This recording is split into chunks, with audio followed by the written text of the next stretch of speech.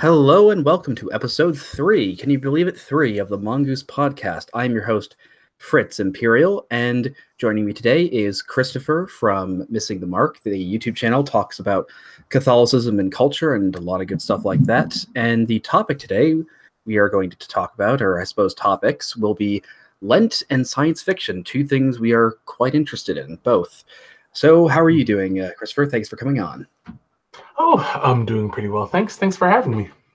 Yep. It's always great to have guests on, as always. So I think for Catholics especially, and for many Christians around the world, yesterday, Ash Wednesday, marked the beginning of Lent, the holy period of time of prayer, fasting, and almsgiving between now and Easter.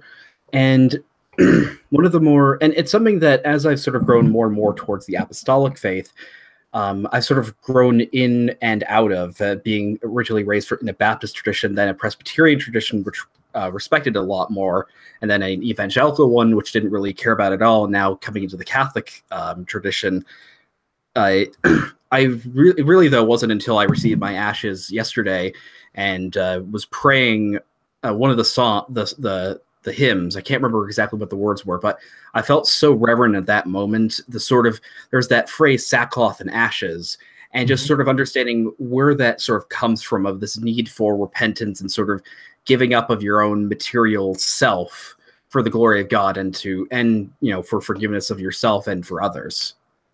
Yeah. Well, ashes, there's so much great symbolism in ashes too. I mean, they're at least in my mind, it always calls to mind that the amazing story of Job. Not Job. Oh man. I mean, there is Job, which it should call to mind. But no, I can't believe I'm blanking on this. The one who swallowed Jonah. Jonah. In the story of Jonah, where God called him to be a prophet, and he ran away. Mm-hmm. And he literally ran away and got on a boat and tried to get as far away from Nineveh as he could, because he didn't want the Ninevites to repent. He wanted them to be destroyed. And he was also terrified of trying to preach there because he thought he was going to die. Yeah. And then so then the giant storm hit, and everyone on the ship was going, what's wrong? What did we do wrong? And Jonah's like, it's me, guys. Just throw me overboard. Mm-hmm. And they did. I remember, it's embarrassingly enough, I suppose, the story where I first heard the story was when we watched the VeggieTales movie, because when I was a young kid, I was obsessed with VeggieTales, and like when they had the VeggieTales movie, I'm like to my parents, we're going to see that, and it was the story of Jonah. But I mean, hey, that's great that it was able to tell me about that. It also like got me to really interested in the story of Esther. But keep going. Yeah, well, and then there's the Jonah swallowed by the whale, and 3 days later is spit up. So of course, there's the symbolism there too, but that becomes very important to Christians. 3 days spent in the belly of the whale. Christ even referred to that. The only sign I'll give you is the sign of Jonah. But but anyway, that he finally is there and is sort of, okay, I get it, you win, and so he preaches repentance to the Ninevites, and they do it. And how often does that happen, that people actually listen to the prophet and repent? Because it's like the Old Testament seems to just be the endless story of the Israelites not listening to God and the prophets when he says, please repent, and then terrible things happening to them. Specifically, a Near Eastern warlord conquers Israel.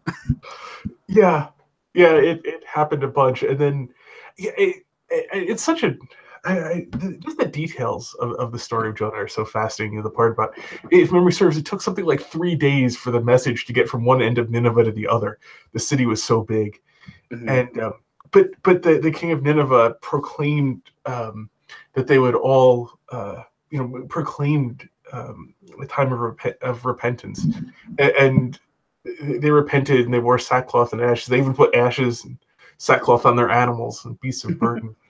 And and to Jonah's great dismay, they repented and weren't punished. Like, no, God, why didn't you blow them up? Why didn't you drop a nuke on them like you did Sodom and Gomorrah?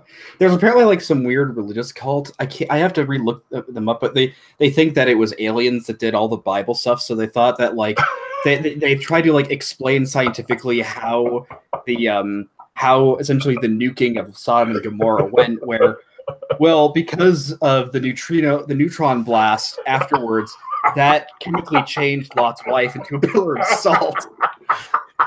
Oh, I know it's funny, but it is funny to think about that. Like, I know it's a bit blasphemous, but it is funny to think of like if aliens were behind all the supernatural stuff, and humans finally go spacefaring, and they see aliens like inputting stuff in a computer that performs miracles, and it's like the Wizard of Oz. Like, you're not supposed to see us. But anyways, back to the ashes.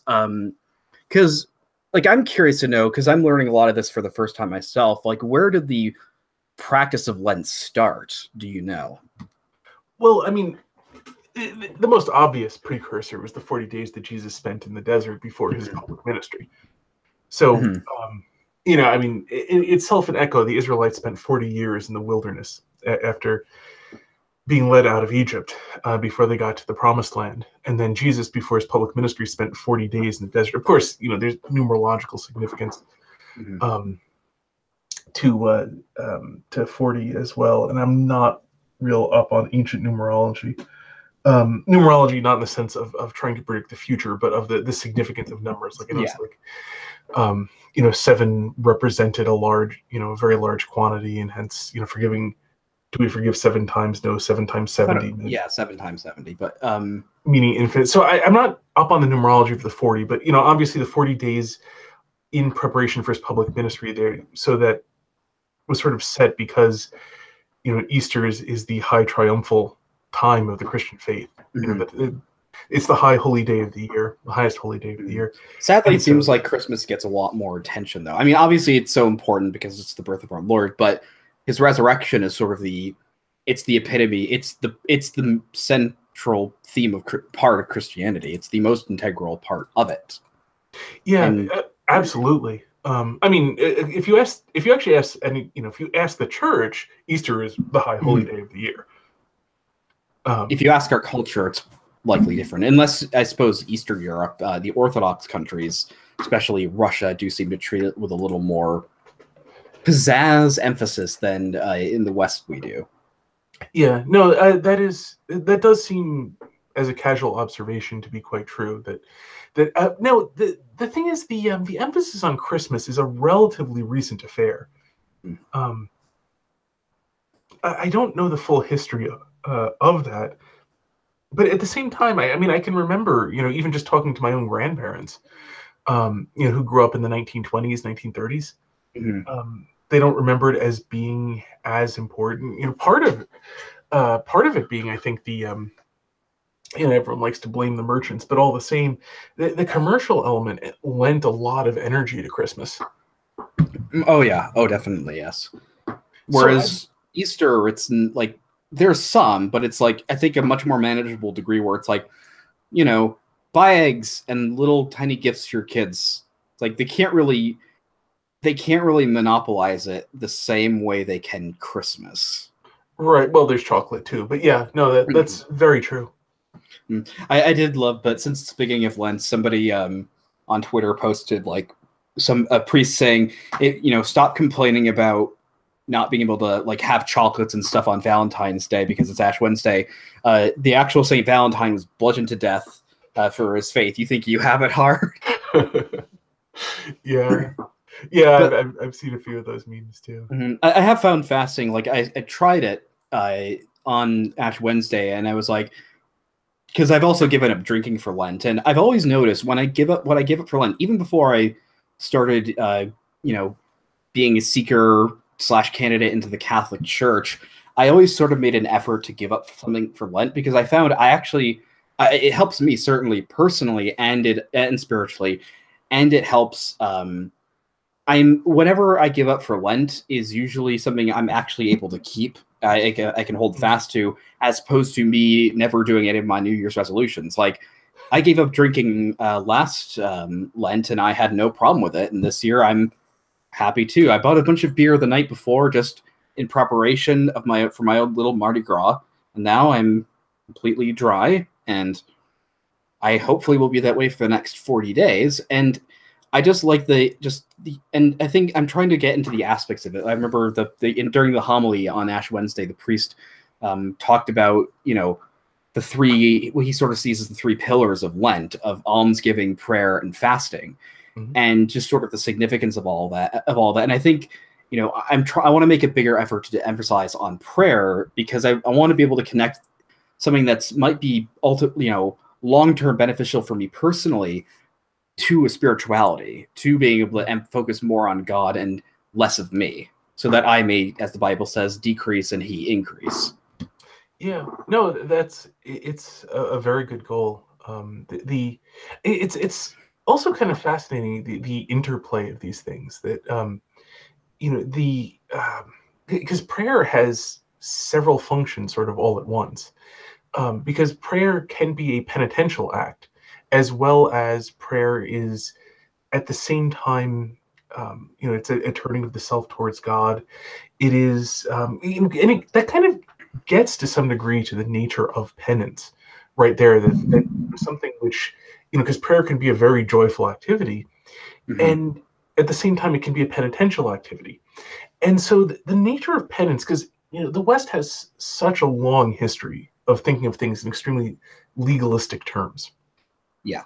Which is not, I should add. Could you give a bit of it? Could you give an example of that? Just one. Let me think. What's a really good one? Well, all right. Vicarious atonement. The Christ sacrifice on the cross is vicarious atonement, which is absolutely correct theology, but it's often explained in terms of that you know, we, having sinned, incurred a penalty which Christ then paid for us so that we can get into heaven, which is not incorrect, but it is extremely legalistic in its mode of thinking.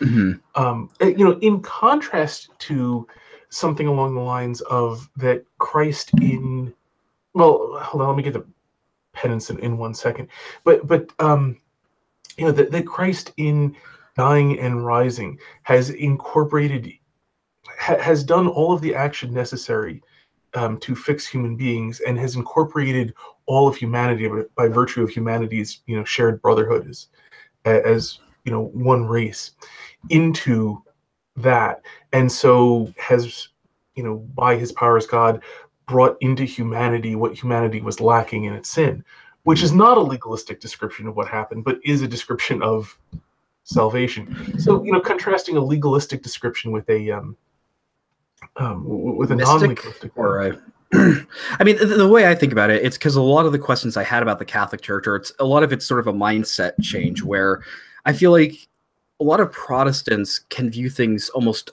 too rationalistically, so that they wanted to, it feels like wanting to simplify the faith down to very core elements that are simple, like here are, you know, from just so long as you believe you'll be saved, to only certain people are going to be saved and there's nothing that can change with that, to, and again, I don't like bashing Protestants, certainly I sort of technically am still one, but anyways, I know you don't.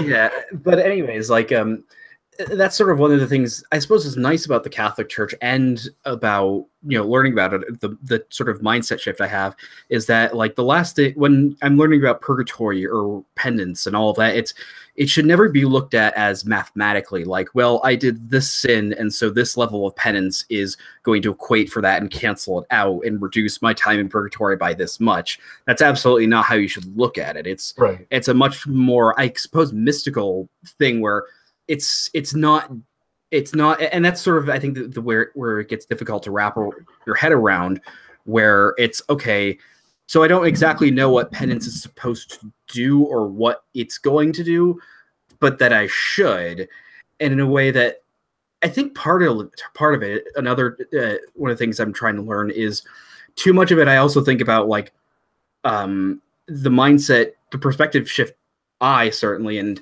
I think huge sections of our culture need to, is that we think about things too individualistically, where it's, well, what will I get out of it? What will benefit me by doing this? When we obviously, as Christians, should be thinking the exact opposite of, I'm doing these things for the glory of God, not for me, again, as it says, that I may decrease and he may increase. Yeah. Now, a good analogy, by the way, about penance, because penance is a very Lenten topic, um, is sin. The problem with sin is that sin, by being a turning away from what the human being is supposed to be. Mhm. I'm presupposing here an understanding of natural It law could be morality. as missing the mark. Ha ha ha. Yes, indeed, that is one description of it. The but so well, just as a super brief recap, in case anybody listening doesn't know, morality is specifically the it's natural law morality is the Catholic understanding of morality, and specifically where that which is moral for a human being is that which is in accordance with our nature. So, for example, telling the truth is moral because we're given speech to communicate the truth to each other, and lying Mhm. is therefore immoral because lying is twisting that ability to communicate the truth and using it for something that is not communicating the truth. Mhm. So, that's an example of natural law morality. Now, the problem with something like telling a lie is that it's not just this free floating thing in the ether, but when you act in a certain way, you change yourself. If you act virtuously, you build yourself up with virtue to be the full human being that God created you to be. In time, with each virtuous action that you do, you are becoming the full creature, because we're being created over time. You're Mhm. becoming that full creature that God made you to be. In doing God's will, you're becoming fully yourself. In not doing God's will, in sinning and straying from that, you are twisting yourself, changing yourself into something that becomes over time less and less capable of being what you're supposed to be, what God I, created you to be.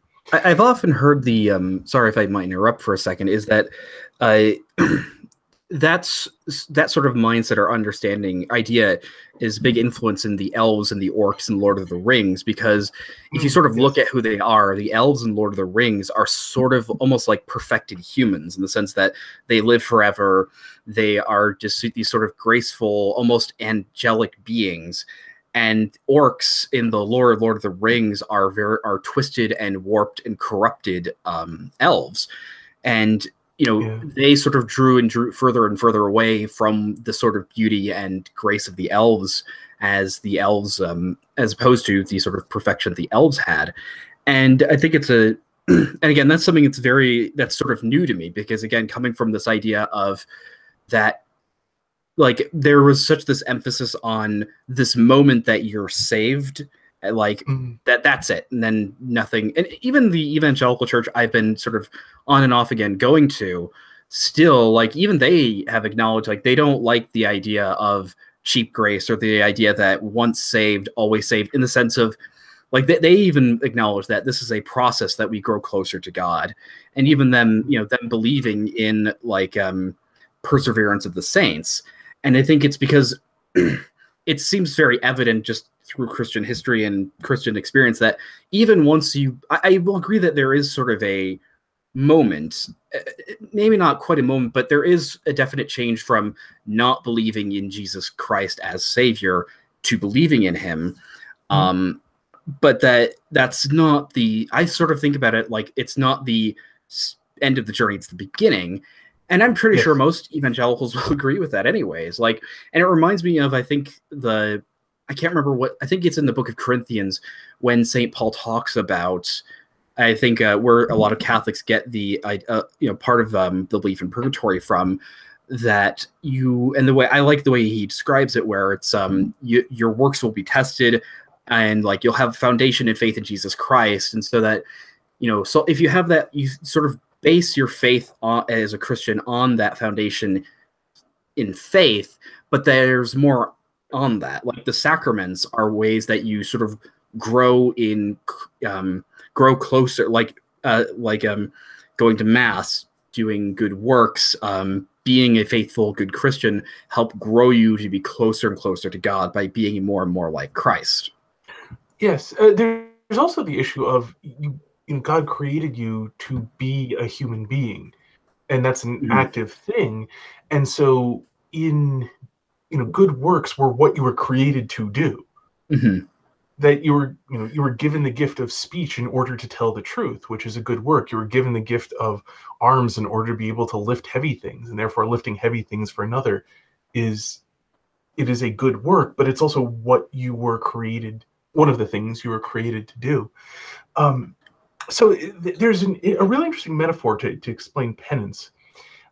Because if you think, sin twists you out of what you're supposed to be, consider the metaphor of, staring at things far, far too close, way too long, because you will ruin your eyesight by doing that. Because if you're never looking at things further away, you're always only looking at things close. It affects essentially the muscles in your eyes to contract in certain ways, more or less atrophy over time, and you cease to be able to actually, if you do this really, really, really consistently for a really long time, eventually your eyes will lose their ability to focus on things further away. I think I might have something like that because, like, I myself wear very, very thick glasses to help me see, and I still have trouble seeing stuff really far away. But sorry, go ahead. Well, and actually, there's the metaphor of what penance is: glasses. Because what do glasses do? They correct your sight. Yes, and they do it. How do they do it very specifically? By refocusing it. By refocusing, yeah, they refocus the light in such a way that when it then hits your deformed eye, it comes out correctly on your retina. That is a great way of saying it, because our eyes were essentially created or developed to be able to see a certain way. Normally, obviously, there are certain circumstances, but perhaps through our own actions, in this case, they've been warped away from what they should be, and glasses are a way to sort of repair that. Yes, and so it's a metaphor. You never push a metaphor too far, but penance. So to take a specific example, person has way too little control over eating candy.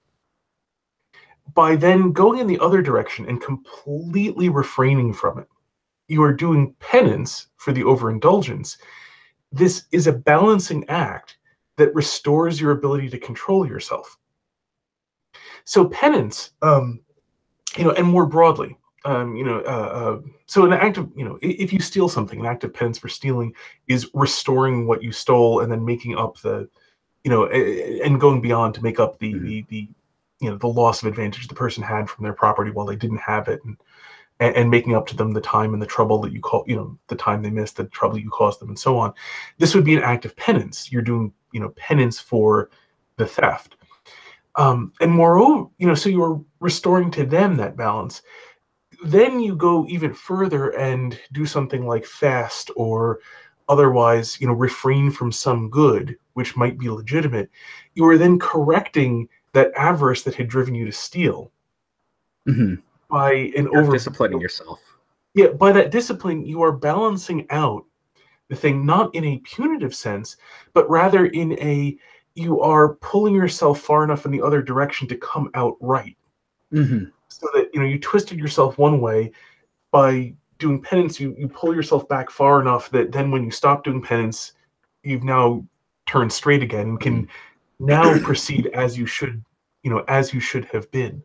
I must confess, I think I did a little bit of the overcorrection, I think, last night, where I think I accidentally did what unfortunately happens a lot during Ramadan with Muslims, is I basically had like one small bowl of rice during all that day, and then at night I was so hungry I just started, gorging a lot afterwards. I'm like, oh, that was a bit of I don't think I should be doing that, because I think that's that's even worse than just that same behavior, because it's like binging and purging is really bad for you. Yeah. And I think it's not ideal. I think it's just more about like, because it's not supposed to be, okay, I fasted for 18 hours today, now I'm going to eat a huge amount to make up for it. I don't think that's what it's supposed to be. Okay, I fasted for the day, and now I'm going to wake up tomorrow and just have like a normal breakfast. Yes. That is one reason, by the way, why fasting only applies to healthy people. Between the ages of, I think, 18 and 59. Yes. Yeah, essentially to healthy people in this sort of circumstance where ordinarily, healthy people who are of a proper age that you'll be just fine. So, and that's why there are exceptions for anybody where you'll be just fine does not, in fact, apply to you. And in general, anyone with a fasting tradition generally has enough sense to, nursing mothers, infant, young children, etc. They're not supposed to fast. Mm-hmm. And But people that are older and yeah, I mean, we by the time you're 18, you've got enough fat reserves to go for a week or two. I mean, it's like I always think there was a cartoon Avatar: The Last Airbender, and I'm always just reminded of like they have to go through this canyon in an episode, and like they're not allowed to eat because there's dangerous predators there. And the tour guide that's leading them through it just says, "Oh, you babies," they're all like complaining. He's like, "You babies can go a day without food. Would you rather be hungry or dead?" But yeah. No, I mean, no, bear in mind, thermodynamics does apply. So you do have to take in as many calories as you expend. And so, you can't, be doing work during a day, even if it's just, mammalian thermoregulation, and not ever get the food necessary to burn that energy. But as you say, the idea is that, if the meals on either side of this for a number of days, if they're slightly larger each time, you'll be fine in terms of, caloric balance, as opposed to, doing it all in one moment. Because it's actually, if you look at the guidelines for the Catholic fasting, where you have one meal during the day, and the idea is it's supposed to be a normal sized meal, not three meals all at once. And if you need it and can't do without it, then two small meals are also permitted that put together don't add up to a full meal. But again, that's on a if you need case it, by case basis. Exactly. Like, try not to, but if you need it, up to 2 snacks, basically. And that's tends to be like what I think the Catholic Church emphasizes, and I think it's a good way of looking at it, is it's not so much like again, getting away from legalism. It's not so much did you follow these exact guidelines, because that's not really the point. The point is your intention and you actively doing this penance to glorify God and to sort of improve yourself. Yeah. And so now that we've talked about what penance is, we can contrast the legalistic description of penance, which we said before about, you have your tally sheet and so on, with a non-legalistic version, which is, understanding that penance is there to fix you and bring you into being that creature God made you to be, which is a non-legalistic description. The only thing is the non-legalistic descriptions are harder. And people love legalistic descriptions because they're much easier. Commonly, people, especially in the West, tend to like legalistic descriptions just because it's easy. It's sort of a, let's just get to the bottom line sort of thing. And so it's one thing that the church, in her care for all of her children, is, has historically been very willing to give people legalists, who can't really deal with much else, the legalistic description of it, if that's what they really need, or if that's the best that they can do right now, is, give me a legalistic description. I need to know, like, I did this, what do I have to do? Don't bother me with anything else. Well, part of meeting people where they are and trying to improve them is meeting them where they are. And if that's where somebody is, that's where the church would meet them. And I think, go ahead. Oh, just I'm sorry, I didn't go on and on, but it's a trap that a lot of people who, especially more intelligent people, often fall into, is not understanding that most people need different things than especially intelligent people do. And so the church being for everybody, not just for the intelligentsia, will tend to put things in the way that is most appropriate for the great mass of humanity. And that often, it can be very easy to take that as being unsatisfying if you really want to, sink your teeth into a much more complete, explanation of things. So it's something, I mean, it's one of the big things, for anyone becoming Catholic. Although C.S. Lewis talked about the same thing himself, in having to remember that Christianity is for all people, not just for college professors. Yeah, and I think it can be a little frustrating. Like, again, this doesn't even seem to be something specifically Catholic, because, again, a lot of evangelical churches, or at least the one I went to, they sort of tailor themselves to be they sort of like they even state like they try and offer themselves as a like the way they do worship is aimed towards people who are sort of familiar with Christianity but really don't know very much about it yet. And that's why it's like I can understand why the message is every week is not like high theology of stuff said by Charles Spurgeon, who is sort of a forerunner for a lot of these types of churches, who was a late 19th century British Baptist preacher. But and I think that's certainly something that I understand as well. It can be a bit. It is interesting though when I'm in like my RCIA class and I'm like the sort of instructors, like they sort of give me a look once in a while because it's like I've said something that's more complicated than what a lot of people around me are like learning it. Like that you can't have like when we were talking about the Eucharist last week and about I was talking about how like I like mentioned Eucharistic adoration. He's like, oh, we're not there yet. Yeah, no, it is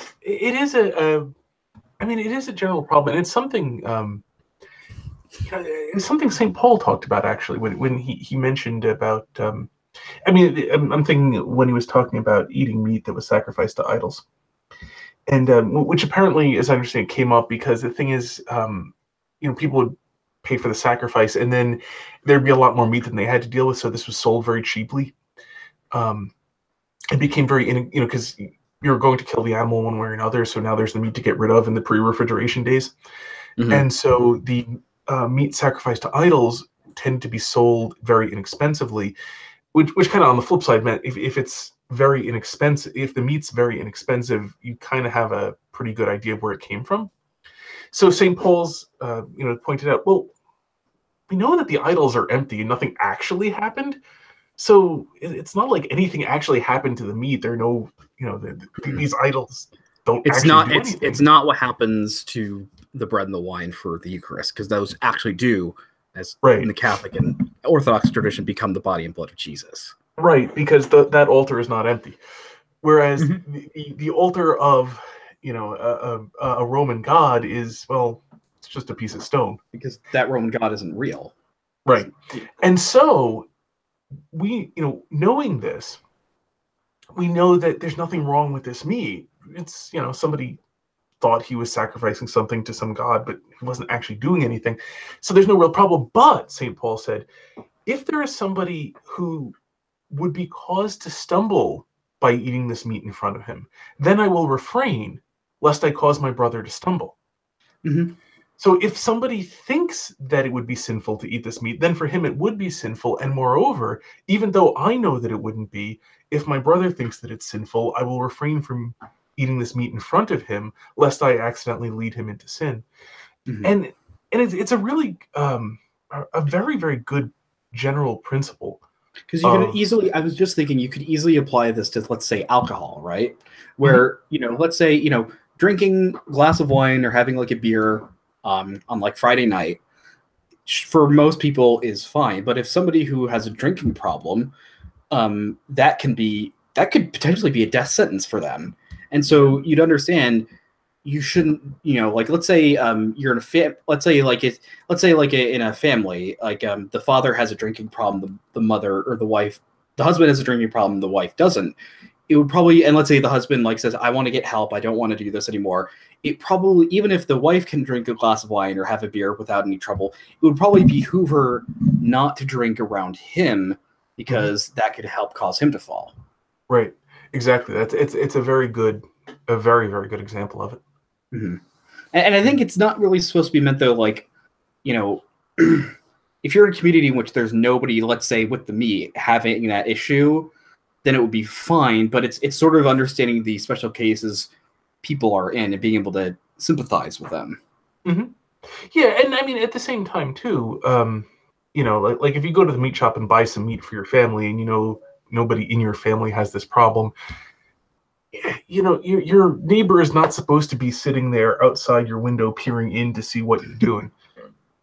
So but the whole point of it is that care of your fellow human being, that care of your neighbor, that if you that you should pay attention to the weaknesses of your fellow man and make allowances for them out of generosity, and so should he do for your weaknesses.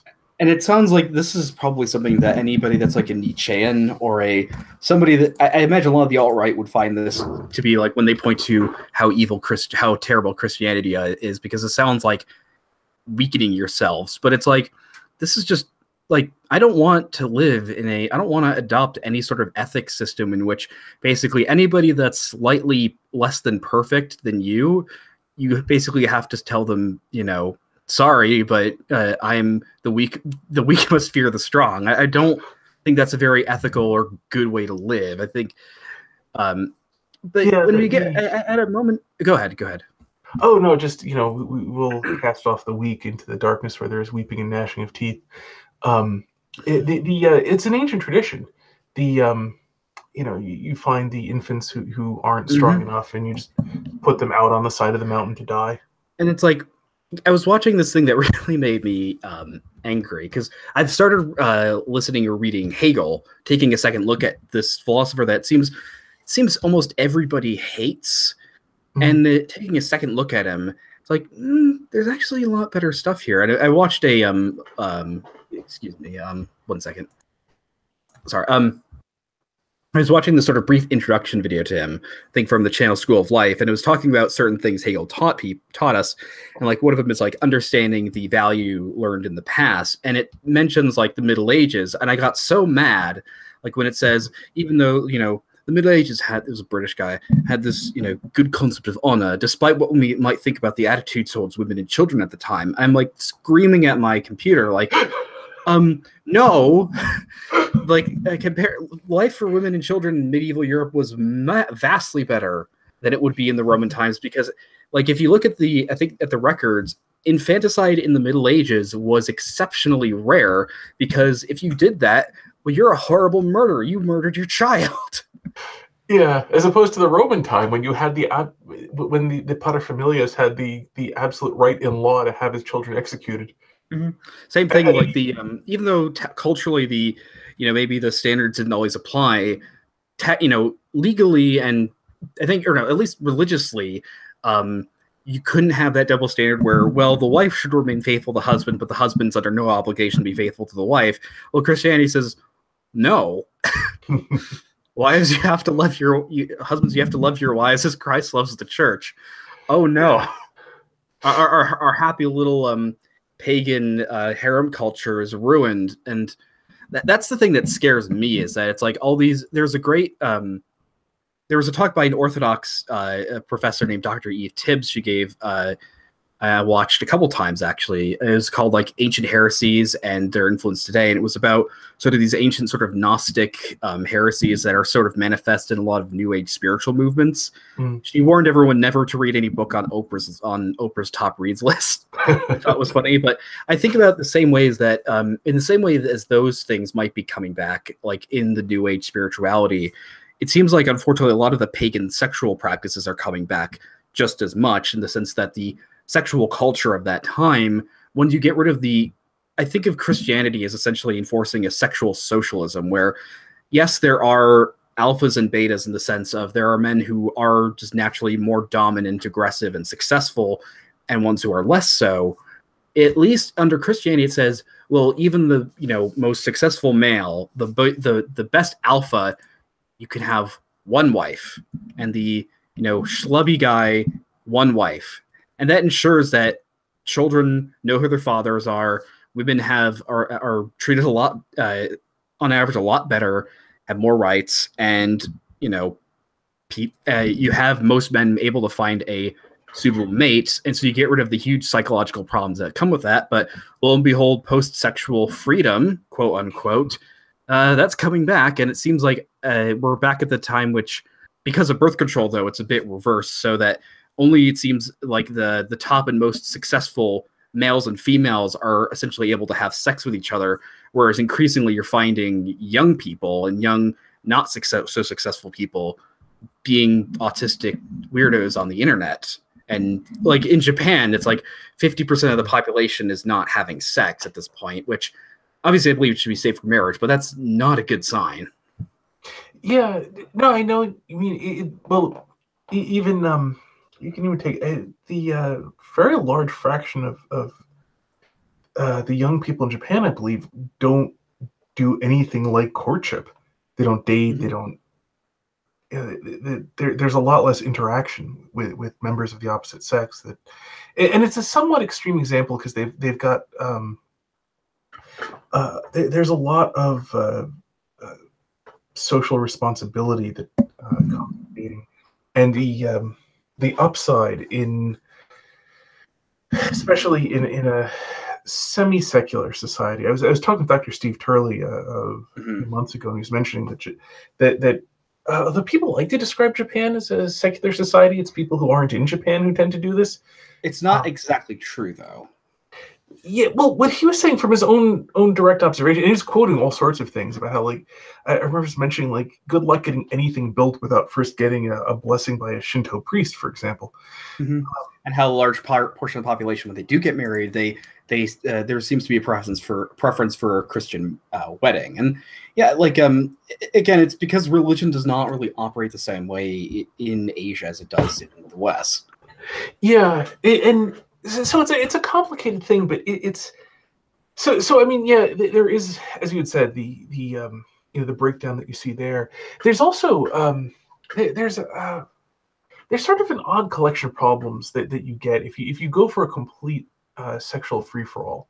You tend to get although in the West we're in a weird transition amongst people who are trying to transition to that sexual like complete sexual free for all because we still have this ideal of monogamy to some degree. Even amongst people who are sexual libertines, there's still something of an ideal of monogamy. And there's also the case of like there's still the sort of it still seems almost unassailable rule of consent where like no matter what how depraved the sexual act, so long as the other person said yes, like I'm not saying rape is fine, but it's weird to me in some ways that like you have all the sexual freedom, but like then taking that next step into the Brave New World where it's isn't it in the Brave New World by Aldous Huxley, it's actually considered a social taboo to say I don't want to have sex with you. Mm. And in a It way, wouldn't shock like, me. I haven't read the Brave New World, but that wouldn't shock me in the least. and in a way, with the whole sort of transgender thing, where they're saying you're a bigot if you won't, if a man won't date a trans woman or whatever, a male who is believes he's a female, and it's like, I mean, Well, I don't there want is to. actually. It's almost a reverse of what you're saying a minute ago, or a reverse concern. But there is actually that.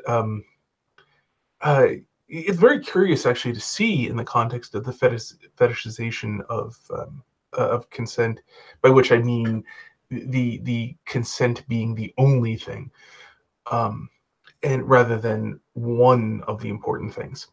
Because Mhm. of course, I mean, Christianity never held rape to be good. Consent is a necessary part of the sexual act, but there's a lot of other important things too. Yeah, Whereas the modern world tended to go to only the consent being like important. at the church I was going to, like there's a series that the pastor did on homosexuality and explaining why the Bible says no to it, and he's sort of jokingly but also quite seriously makes a good point of if you're in a debate with somebody about this, you can say like yes, Christianity teaches that homosexuality is wrong, but it's much worse than that because not only do we say homosexuality is wrong, but sex is only essentially licit or holy in the confines of a monogamous lifelong marriage. Mhm.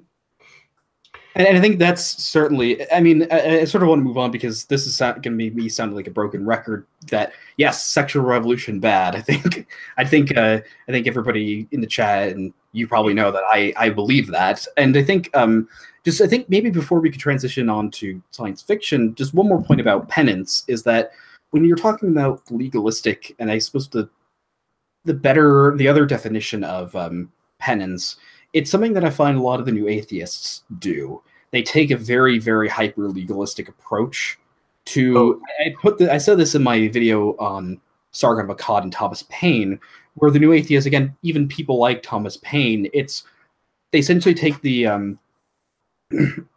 they take the position that if I can't clearly and rationally understand everything in the Bible, like it's a perfect work of history, logic, philosophy, and theology, therefore it's all wrong. They seem to think that that's how it works. When it's like, I make at the end of the video a comparison between this and Jesus, where it's like Christianity, yes, is a rationally sound religion in the sense that it does make sense theologically, but it's a mystical faith.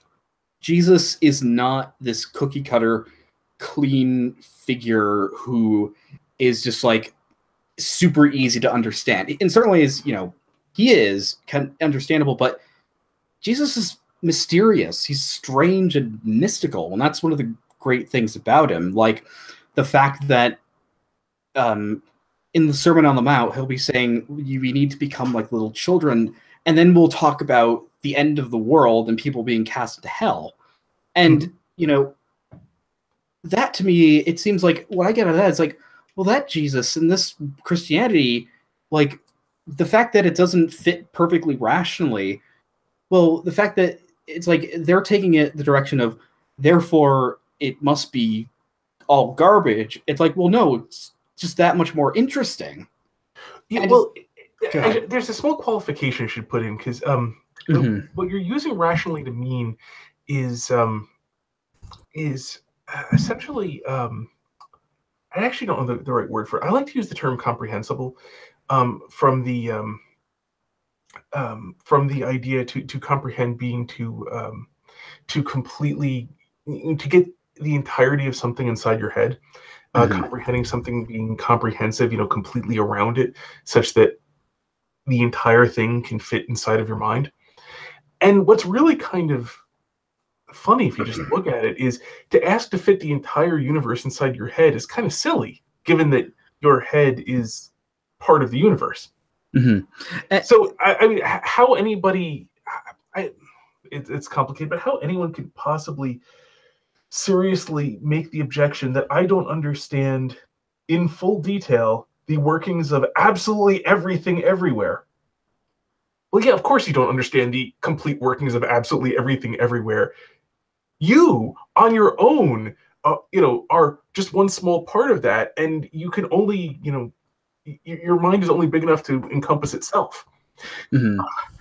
Just sort of, being a finite being, you're never going to fit the entire universe. It's a weird attitude that, and it's even weirder is because they seem to also, it's contradictory as well, because so many atheists are like, and like people that are like worship Carl Sagan and Stephen Hawking. I've always been fascinated and curious about this line that they use, where it's like the universe essentially boils down to the universe is really big, therefore God doesn't exist. But they'll more or less say it like, the universe is, this is how big the universe is with these giant numbers, and humans are just these insignificant, tiny, tiny little beings on a pale blue dot. And it's like, okay, yeah, you think you understand the universe, right? Like, all you just said is you understand that you don't understand anything. Yeah, I've seen that same thing. It's kind of funny that given all this, humans have to be insignificant. I've been plugging this in. I made a tweet. I don't know. I think it's one of the most. I guess I have a little bit of pride. I'll work on that. But I tweeted out a couple days ago. It's basically in quotes. I say, God is dead. Life has no meaning. Humanity is insignificant in the universe. Nothing happens after you die. Love is just chemical reactions, and it just isn't science great, kids. But I suppose we can sort of use that as a springboard to transition to our second topic, which would be science fiction, because you've actually written numerous science fiction novels, and I'm actually in the process of both starting to write my own. I've got some starts on it, and I'm back to my job. I don't want to dox myself. I don't want my boss to find out that I'm co-writing a sequel to a sort of short science fiction book with a guy who's graciously offered to pay me in exchange for, and put my name on the book in exchange for helping him co-write it. And the experience has been cool. Like he seems like a nice guy, and he's been giving me some good advice about how to do this. Like he's always sending me like videos and tips on this. And what I'm finding is that like writing, for me at least, it comes easy when you just keep making a habit of it.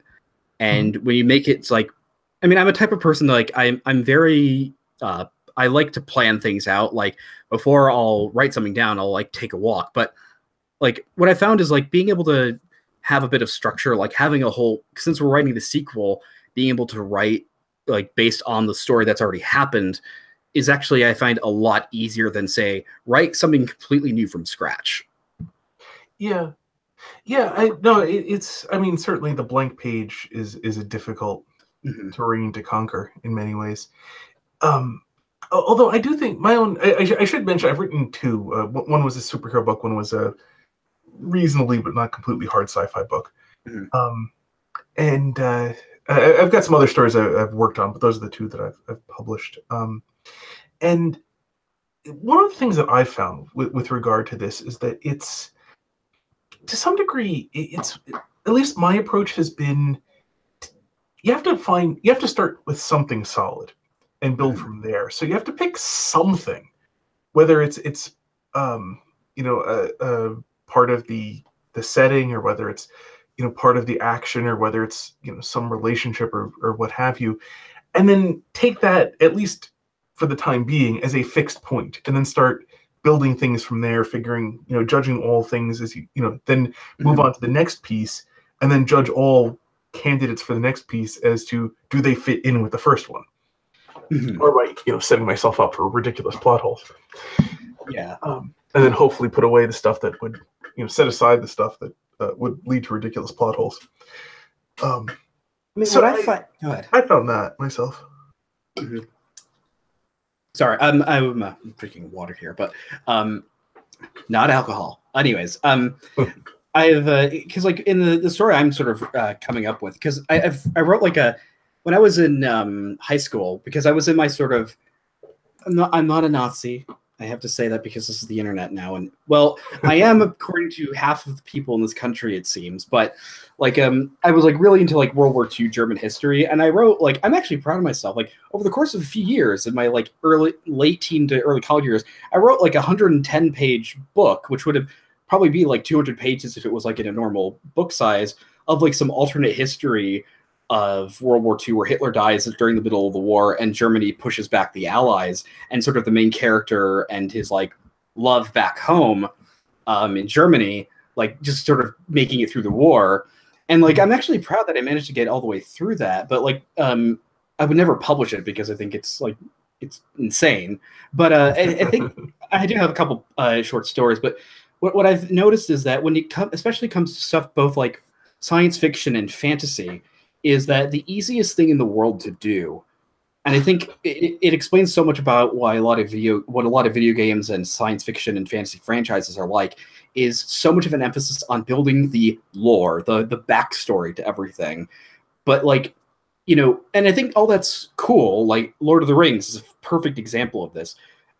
Where there is reams and reams and reams and reams of like backstory. This is a completely fleshed out, almost real world that Tolkien created, but it still has the anchor in the fact that there are characters you can relate to, in the sense of they act like human, even if they're not human beings. Like the hobbits, they are human in terms of their character. They reflect something that an average person, maybe during the time reading the book, can connect with, and people that can connect with a character long after the context of the story that it was written, even better.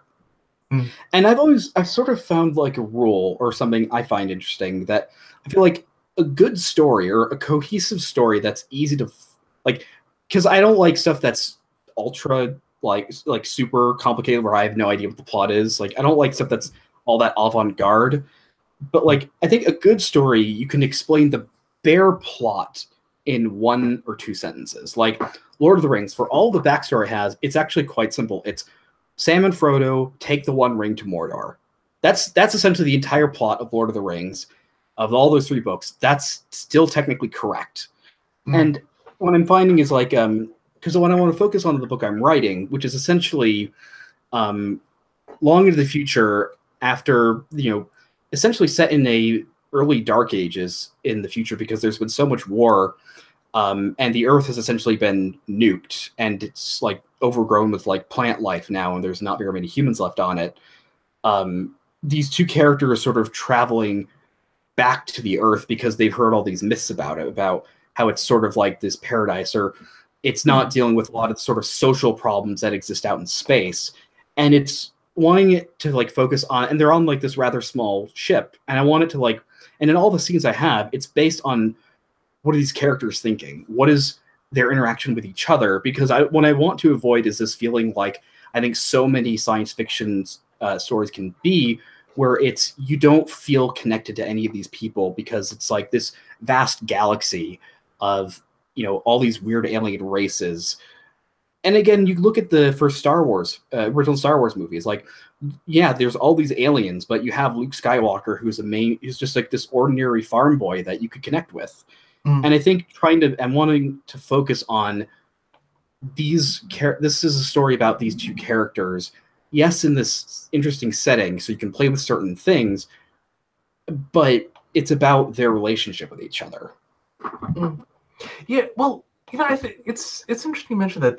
I think one way of looking at science fiction and fantasy, in relation to how people tend to read it, you know, how fans of it appreciate it, is that the setting is approximately speaking very approximately one of the characters, and that it's the setting is something you meet it, you get to know it, you get to know what it's like.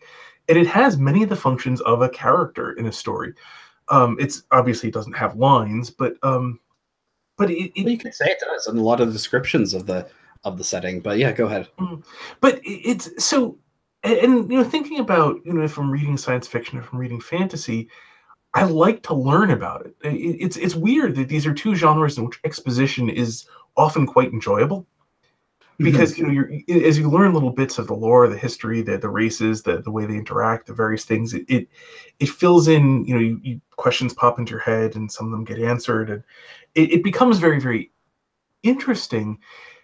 I think the trap, and the thing you're talking about, the trap to not fall into, is where people get so fascinated by this character, they don't make any of the other characters real in the story, and so what you get are essentially like loci of plot points, you know, where each character is really not a character. They're not consistent. It's just, you know, periodically they hit plot points so that you can, you know, move along to get back to the character you really want, which is to say the setting. And so at least one way of looking at what you're talking about is that you want to make all of the characters real, not just the setting. And I think it's also like making sure that even though I agree, and I think this is a good way of putting it, is in these types of stories, making the setting a important character. I think even if you make the other characters, I think you can be at risk, if it's not something you were planning on, of making the setting the main character. Yeah, well, you know, even if you were to do that, I think you could pull it off. I mean, it'd be a different sort of story to a degree, but I think you could pull it off. The real key requirement, I think, for making any sort of story work is that the plot and the characters have to fit each other. And that the problem you get into where you have the people where they're just sort of like, you know, each character is actually just a locus of plot point and mission, is where the plot only fits the setting. It doesn't fit the characters who are actually in the story. And so none of them would naturally do what the plot requires of them. So they just go and do whatever the plot requires anyway, because they're not really characters. And that's where you get the completely unsatisfying sort of story. That where you get the satisfying story is because you can have relatively minor characters very satisfyingly in a story, as long as their participation is entirely consistent with them, you know, with them as a character. That, you know, that everything they do they would actually be motivated to do. The things that they don't do, they would be motivated to not do. And that you have an actual reason to, like, because again, the last thing you want to be asking, or if you're an author, the last thing you want your audience or reader to be asking is, why should I care about any of this? Yeah. Yeah, that is a question you do not want to Because hear. and this is alright if that sounds like it's not related. I think it is, for me at least, because so much of science fiction or stuff like that. There was a game called Mass Effect, which is like a science fiction RPG game, I've and heard of it. I've stopped playing it after like 40 minutes, even though it's supposed to be a very long game, because I hated everybody on the ship I was on. Even though most people like them, it's just like, I don't care about any of them. I wouldn't care if they were all sucked out into the vacuum of space. I don't care how beautiful and detailed this world I'm in. I need somebody that I like, or in the sense of like, I know this is a person. This is a story about people, as opposed to this is a story about explaining how beautiful this fake universe is. Like, I have no problem with and in some ways it's sort of it's especially a problem with video games now and movies, where it's not about the story or characters. It's about, I've learned to try to not trust when people say this. It's about the experience. It's about exploring and getting lost in these worlds, where it's like, no, because as interesting as that can be, it's the benefit you get out of a good story is the fact that you learn something like valuable about humanity. Or this is what I think about it, is that the value in it is you learn something interesting about. It's sort of like when people talk about Jordan Peterson, when he talks about these sort of archetypes. I know it's a meme at this point, but it's still begs to be said, because it's through these archetypes that you learn, like, these are patterns and understandings that is sort of very core to human nature. And I think especially now, people need more of that, and they need less of these worlds they get lost in, because I think so much of my generation, I suppose your generation, well, of the younger generation, is completely is out of touch with reality, where they can only sort of get any sort of pleasure or stimulation from a completely artificial fake world with characters that don't act real. Like, it's one of the biggest problems. And as I keep saying, I am a fan of a lot of anime from Japan, and the biggest problem with a lot of anime is the fact that the characters, and the guy who's sort of considered to be the king of it, like the greatest people in anime, Hayao Miyazaki, who made film like the Studio Ghibli movies, like, he's sort of infamously said once that anime was a mistake, but he said it in the context of the fact that, like, what he didn't like was that so much of the people that were making anime now, they don't really understand how human beings work, because they're shut-ins that don't interact with other people. And so that the characters they make are these sort of idealized, of course, often over-sexualized, sort of adorable-looking, big-eyed, doe-eyed Japanese schoolgirls that act essentially like robots, and like male characters that just act like emotionless, just weirdos. And it's like taking people out of, and that's why I like stories that are a lot more focused on characters that feel real. I don't care if the characters look cool. I don't care if, like, they're doing something interesting. Obviously don't. I think I care about, like, okay, this is somebody that actually acts like a real person. Yeah, well, that is actually a real problem. You see this in a number of genres where the first people into, like the people who originally did comic books weren't fans of comic books because there weren't the comic books to be the fans of yet. They had other experiences that they brought into comics. But one of the things that strikes me, one of the problems that you run into, is people who grew up on comic books, where comic books themselves, or many of their references, they no longer have outside things to bring in. So originally people would both bring things that are in comic books as well as things that are outside. But people who grow up with knowing nothing but comic books, they have sort of a much smaller world to draw from. You see the same thing. You can see the same thing happening sometimes in video games. A really, like, a place where you see it really curiously is the absurdly self-referential habits you see a lot of in, like, modern television, and even to some degree in movies. The constant winking at the audience because the writer is perfectly well aware of that, the audience is well aware that the writer is aware of what he's doing, and um, and so you get that incredible contraction you were just talking about, where you have people who don't know anything about, or know very, very, very little about real life. Most of what they know about real life came from basically the previous generation of the stories that they are basing their own stories on. Mm-hmm. And they're not ancient stories that have passed many generations, the test of many generations, all finding them interesting. They are stories that they happen to grow up with from possibly some very strange people. So you can really get that problem where you don't have particularly human characters. What gets even worse, I think, is when you combine this with people who are writing for experiences, where you can see this in movies. There's the terminology of beats. They break stories down into the what's supposed to happen and the beats that you're supposed to hit. Where at this point, the main character is supposed to come to a crisis point. At this point, he resolves it in favor of something. And one of the problems is when you understand stories in only those terms, a lot of things can fit that, which aren't very good. I've written some blog posts where I describe basically the one story that modern secular writers can tell is the main character deciding whether he's going to be completely worthless as he wants to be, or only mostly worthless as everyone else wants him to be. And the thing about that is that you can write it in such a way that looks like a hero's journey, because there's the there's the tension. He's finding out about how he's necessary and people depend upon him. He really would rather be completely worthless. He starts trying to go in the direction of being completely worthless, but then he gets pulled and comes to the crisis point where he realizes that, wow, all these people are going to die unless I do at least a little bit of work. Mm-hmm. All right, fine, I'll do it. It's got the same beats as the hero's journey. It's just not at all the hero's journey. And I increasingly find that, like, because there's this thing where it just seems like so many of the films that come out are not original, like in the sense of they're just rebooting of a franchise and sequels and all of that. It's like for some reason, I don't know what's wrong with me, but I really enjoyed the movie Rogue One, even though I really, at this point, I didn't even watch The Last Jedi.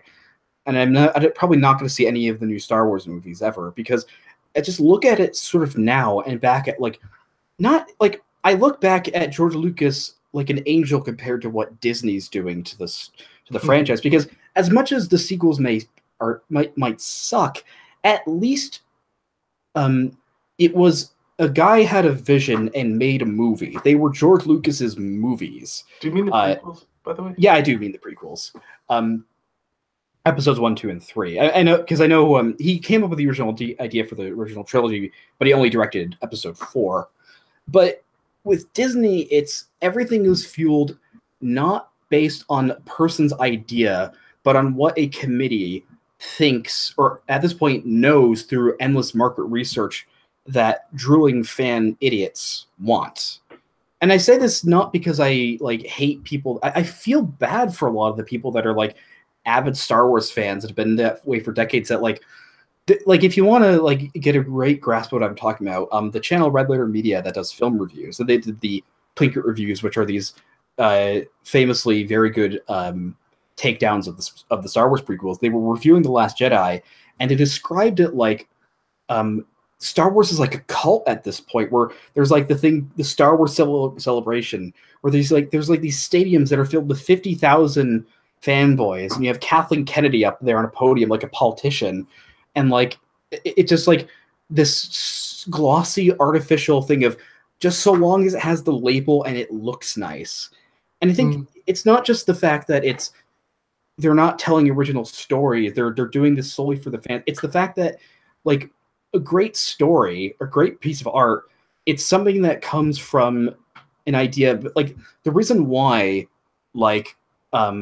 Beethoven is so great, or any of the great artists, musicians, filmmakers, is that they made a film. They made this piece of art from it's their creation. It's a reflection of their influence and experience on the world that only they could make, and that they could make that is, and that they could make that. I don't believe in this whole beauty is in the eye of the beholder. I think there are objective standards to beauty in art, but it still requires somebody that has that vision to do this, as opposed to, and they did it because they wanted to make this art, as opposed to what it seems now with these sort of prepackaged licensed products.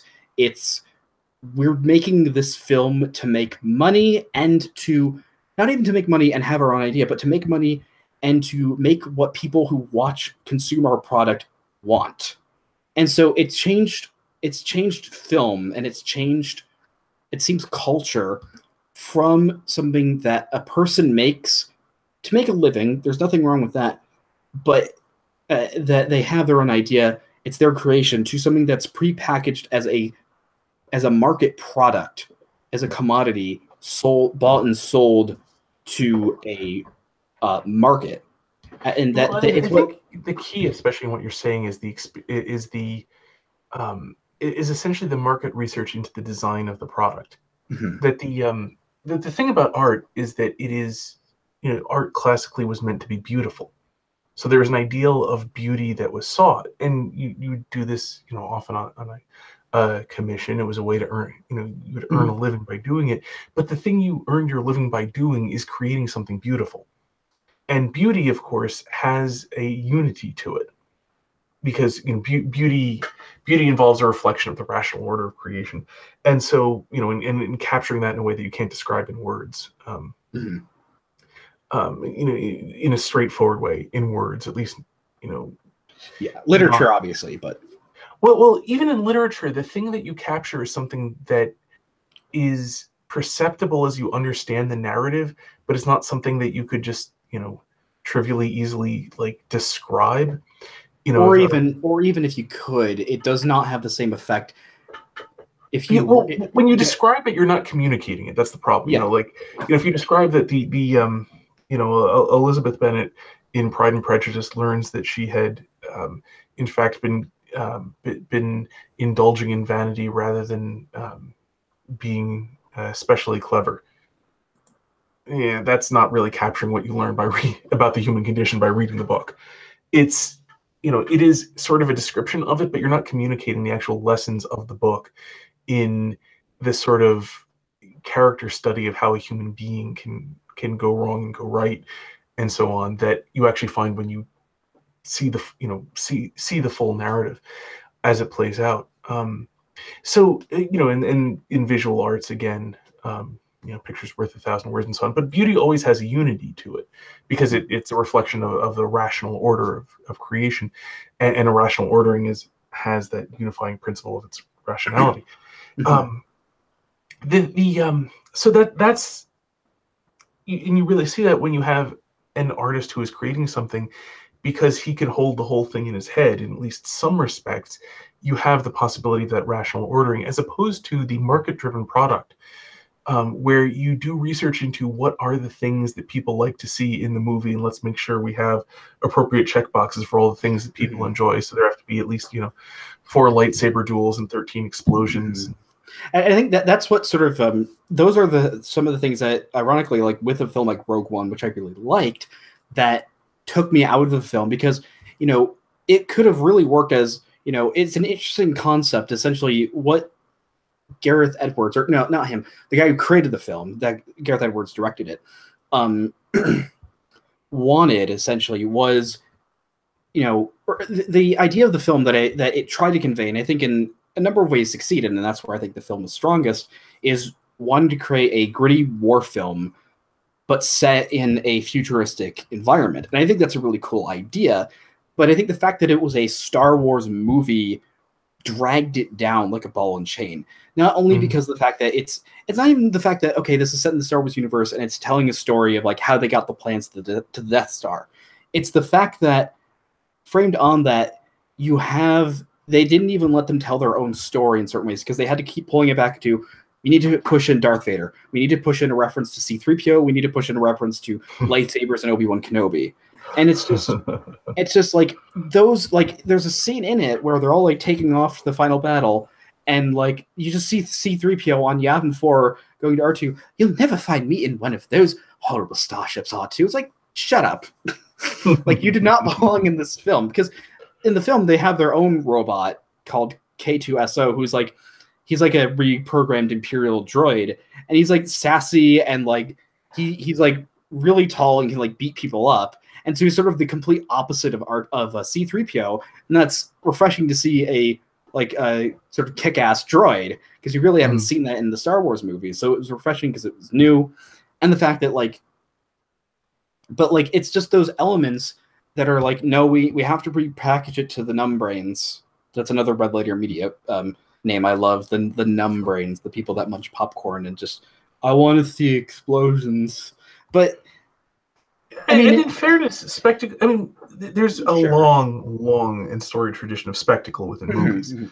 So, I mean, to be fair, an explosion is a cool thing. I think there was a Mythbusters episode, myth, explosions aren't cool, and they disproved that. Explosions are, in fact, maybe there's something about a dump truck. I forget, but anyway.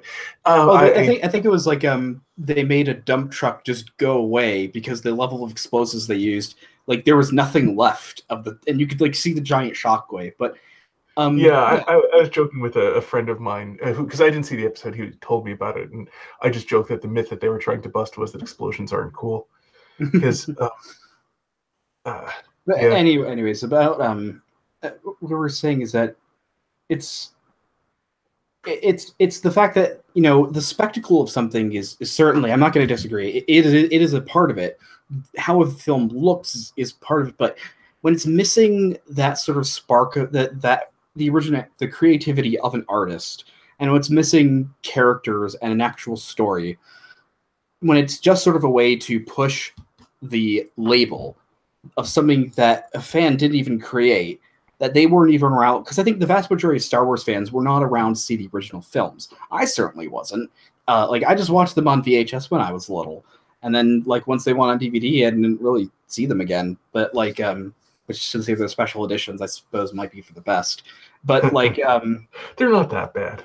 Yeah, I mean, just remember that Han shot first, and the rest of the changes don't. Oh yeah. But like because I might want to see the Han Solo movie coming out in a few months. I'm sure my dad probably does, but like I mean, it's like the thing is, it's like I don't care about Han Solo that much because it's like we sort of understand it's like you understand it's the problem of showing, not telling. You should only give enough exposition about a character as you need, because it's like I'm still planning on doing a review of this game in the future. It's just like getting the recording right. There's a game called Nier Automata, which is in rough like aliens have invaded the Earth with a machine life form. It's like the plot of the Matrix, but aliens instead of humans doing it to themselves, and the remaining humans are on the moon and they're not plugged into the Matrix, and they have an army of androids to fight the robots. And so you're on there, and a bunch of the robots have disconnected themselves from the sort of central network, sort of like Agent Smith in the Matrix, which is a cool idea. And one of the bosses you fight is a woman, essentially a female robot that fell in love with a male robot and like was trying to figure out what beauty was, because it's as a machine she doesn't really understand this human emotion concept that much, and so she sort of like turns herself grotesque by trying to make herself look beautiful, and like she sort of looks like this monstrous opera singer. And like the fight itself is set in like in a ballroom in an amusement park, and like there's like some cool cool diegetic music in the sense that like she's singing the song that you're listening to while fighting her. And you get all of this, like she doesn't talk very much, and there's just like the briefest moments of like, okay, this is when she's reaching out to the guy she loves. This is her saying, I want to be more, like she occasionally says like, I want to become more beautiful. The visuals and just the barest amount tell you everything you need to know. But then like, because of the game, you can like replay it as different characters from their perspective. You're playing as your partner, and you get all the flashbacks of what she did. And it's like this long, like convoluted story. And it's like, I don't need to know any of this because I was already told everything. From the song was like beautifully tragic, and the visuals and like the bare of what she said conveyed that. And I think, I don't know where we're going with this, but it's just like over exposition really grates on me a lot. It's like I should be able to understand what the character is about without having to explicitly say their entire life story. Well, what's especially what's often really, really difficult in any situation like that is that it's often the case that the place you start a character at does not have a possible interesting story as to how they got there. Because you often want, like, it's often very useful to have characters who are, who because a lot of stories involve either redemption stories or growth stories. You start a character off as having room to grow or in need of redemption. The problem is you don't get there well, especially the first one. If you need to grow, the only way you get there is by not having either by not having lived very much or by not having learned any lessons while you were, and neither of those is interesting to watch.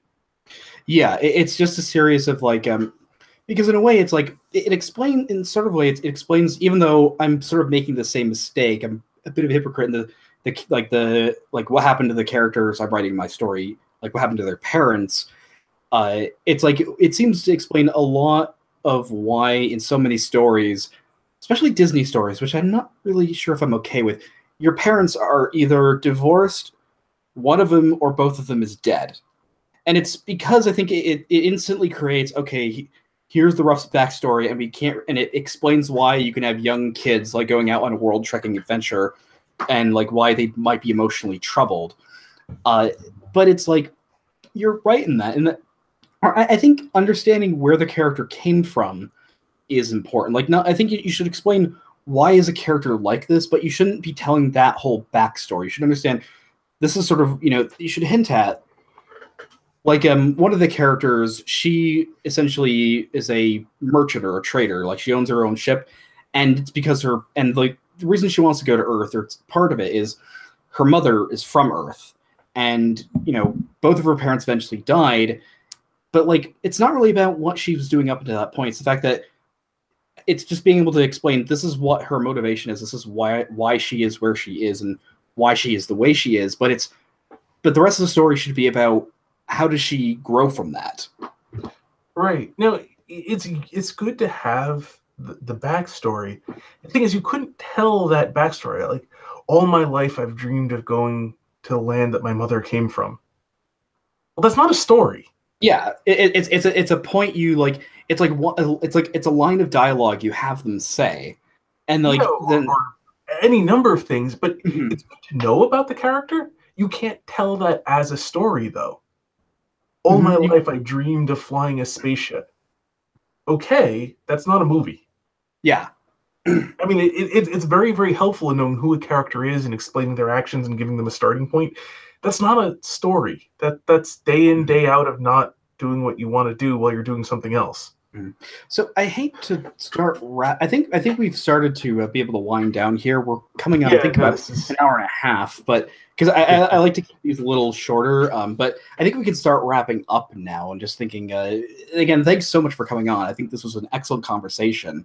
I sort of wish maybe we could have talked on it a little more by breaking up Lenten science fiction, but I think we managed to transition into both of them. And I'm quite because I'm trying to reflect on like how I'm doing these podcasts, and I think this is actually turning out to be going a lot better than I thought it would. And so I think that like just talking about these cultural issues, first off, it's sort of easier. I don't have to pre-plan a script or anything. I can have a conversation, and I found it's very nice to be able to say, I have a podcast that you can go to regularly, like every week or every other week, go and watch. And it's, where am I going with this? I'm praising myself again. I think this was a really good conversation. I think if you ever want to come back, it'd be a pleasure to have you back on again. I think most of the conversations I've had with you, or I think this is the second one though, only the conversations I've seen you have are always very cordial, and I think you tend to bring a lot of good insight to conversations. So I think with that, thank you so much, Chris, for coming on. If you want to subscribe to his channel, which I think you should, it's a very good channel, you can subscribe to Missing the Mark. And if you were so inclined, donate $1 to my Patreon. And thank you, everyone, for watching the third episode of the Mongoose podcast. This is Fritz Imperial signing off. Sorry, going offline.